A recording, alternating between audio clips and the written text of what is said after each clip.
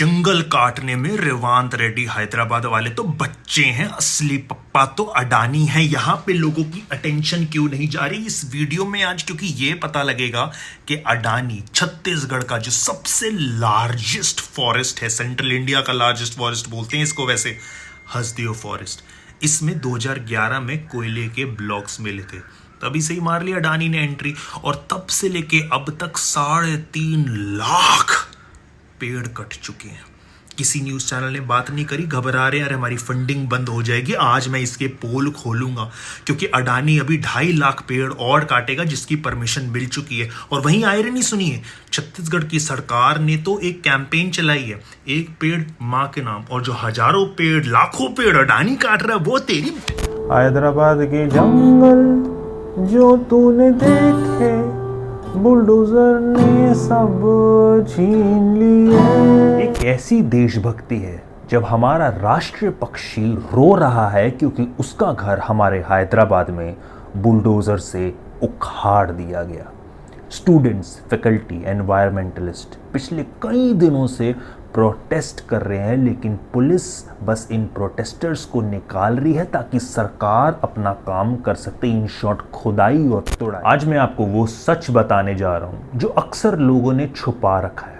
Hyderabad university के 400 एकड़ ज़मीन का असली मामला, जिसे आईटी साइबर पार्क के बहाने से बदल दिया गया, क्योंकि ये एक बहुत सोची समझी चाल थी जो 2004 में पहली जिसकी ईंट। हाई कोर्ट ऑर्डर दे भी चुका है, मगर आप काम तो रोकिए, यहाँ पे तो पेड़ गिरना रुक ही नहीं रहे। भारतीय सरकार आपको बस ये बताती रहेगी कि हमारी इकॉनमी बढ़ रही है, मगर ये सारे नेचुरल रिसोर्सेज अपने दोस्त अडानी अंबानी जैसे बाबू लोग के हाथ में दे रही है। और ये सच है, नेता का सिर्फ एक ही धर्म है, रोकड़े का धर्म, पैसे का धर्म। महाराष्ट्र में 2016 में सूखा पड़ा हुआ था और हमारे राधा मोहन सिंह एग्रीकल्चर मिनिस्टर थे।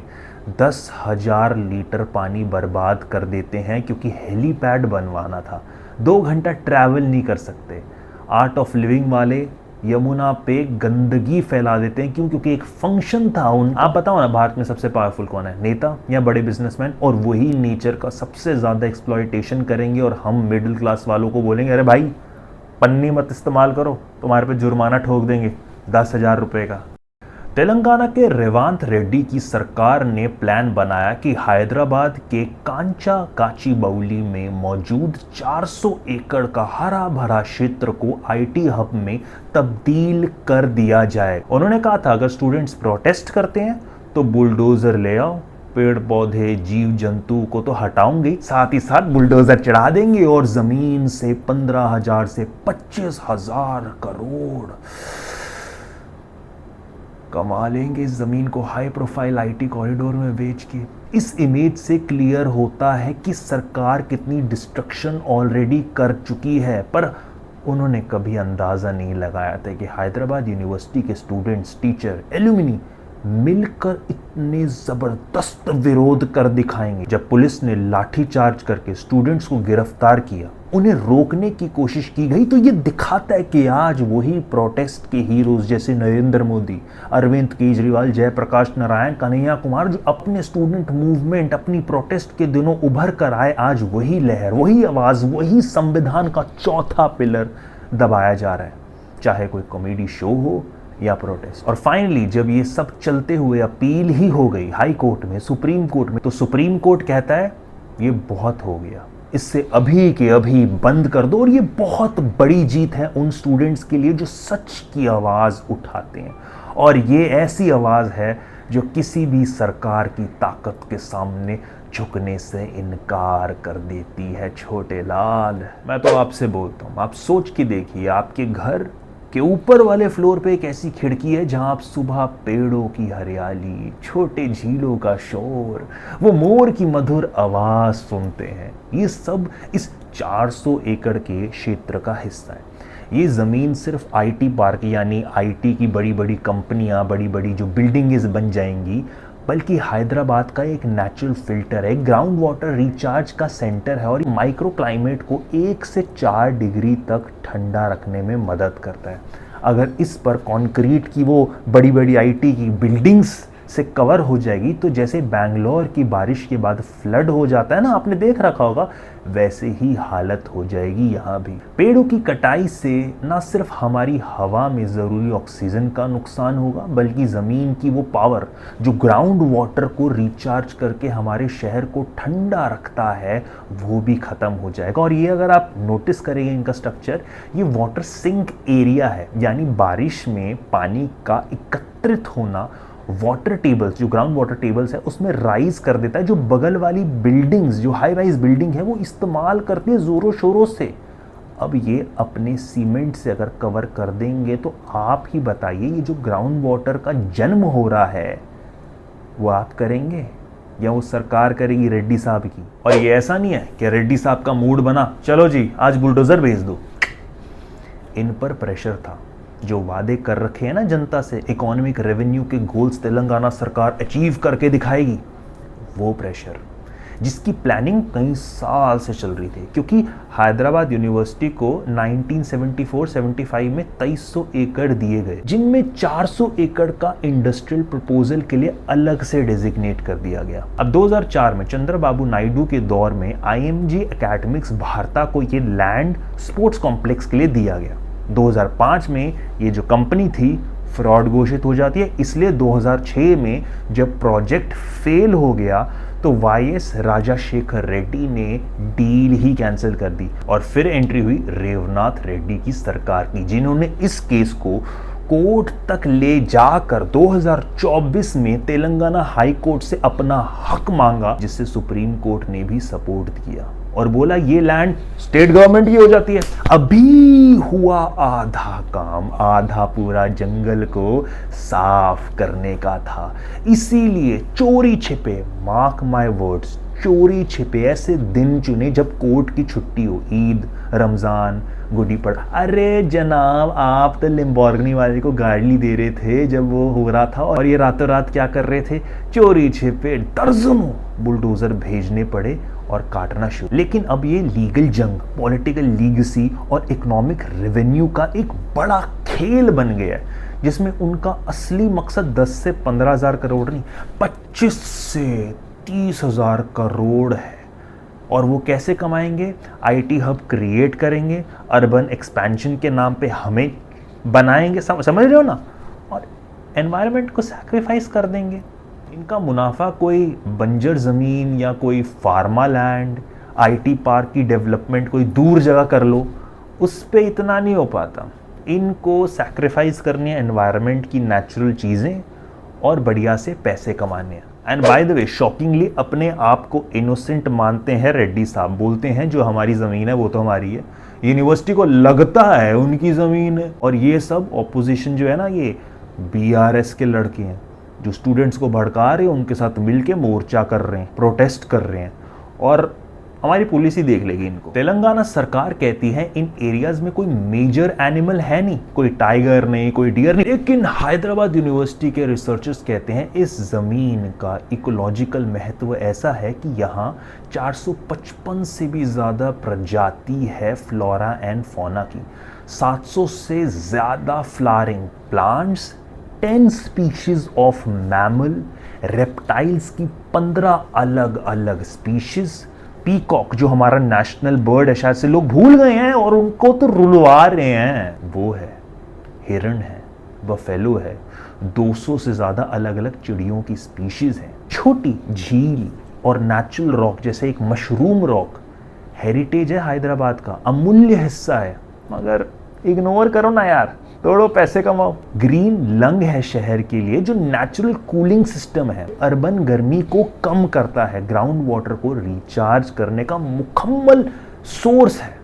अगर इस ज़मीन पर ऊंची कॉरपोरेट ऑफिस बना दिए जाएंगे तो ग्राउंड वाटर लेवल गिर जाएंगे और फ्लड का खतरा बढ़ जाएगा, जैसे बैंगलोर में हमने देखा है। सोचिए, आपके घर की खिड़की से सुकून और हरियाली नजर आती थी, मगर एक दिन हाई राइज बिल्डिंग, कंस्ट्रक्शन का शोर, पोल्यूशन की धूल में बदल जाएगी तो आप सोचेंगे यार मैं ये घर छोड़ के जा रहा हूँ। जनाब, हैदराबाद वालों के लिए परमानेंटली हो रहा है। तेलंगाना के जो रेवेन्यू मिनिस्टर हैं, श्रीनिवास रेड्डी हैं उनका नाम, उनके मैं शब्द आपको कोट करके बताऊं, We took possession of the land, having one legal case in High Court and Supreme Court.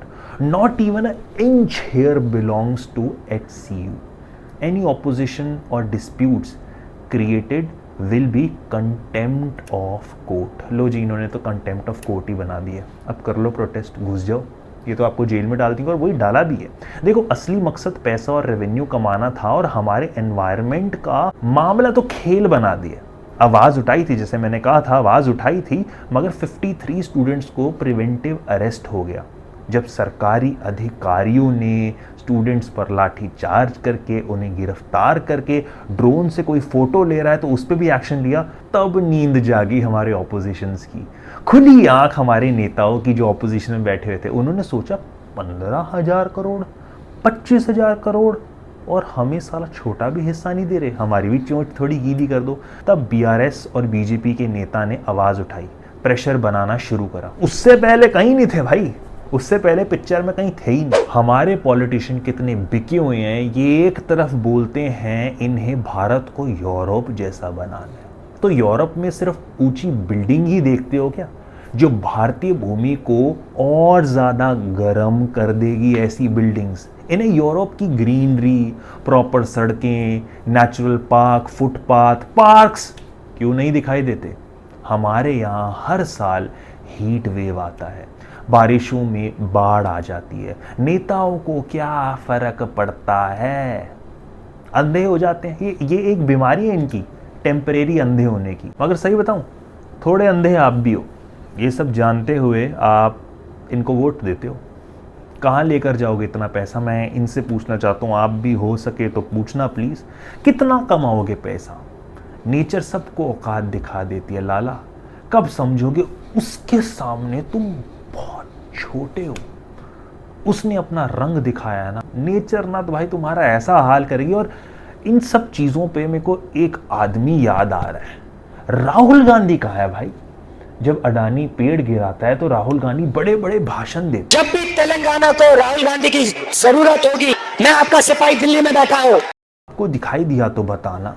हाँ, बीजेपी की टीम वहां जाने की कोशिश कर रही थी, स्टूडेंट्स को अपना सपोर्ट दिखाने की कोशिश कर रही थी, मगर स्टेट गवर्नमेंट ने दिक्कत क्रिएट कर दी। और आप हैरानी की बात देखिए, ये वही टैक्टिक है जो बीजेपी की सेंट्रल गवर्नमेंट इस्तेमाल करती है कांग्रेस को रोकने के लिए।